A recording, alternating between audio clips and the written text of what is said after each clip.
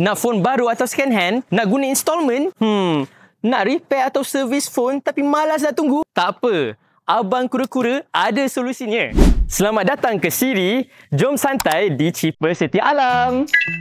Masuk je dalam Cheaper Setia Alam ni, korang boleh nampak tempat ni memang premium plus.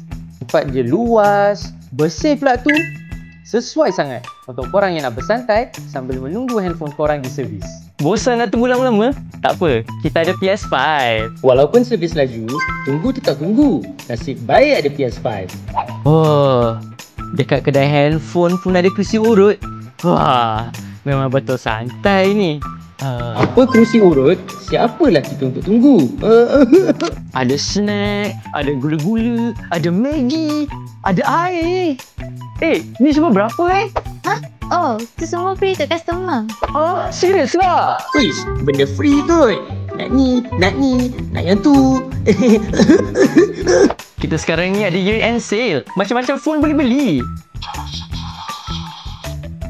Wow, siap boleh buat installment plan lagi. Bukan itu je, kita ada macam-macam aksesori. Ada earpod, ada tempered glass, ada phone casing, ada banyak pula.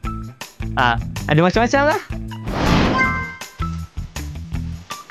Dekat Cheaper ni, siap ada aiskrim free.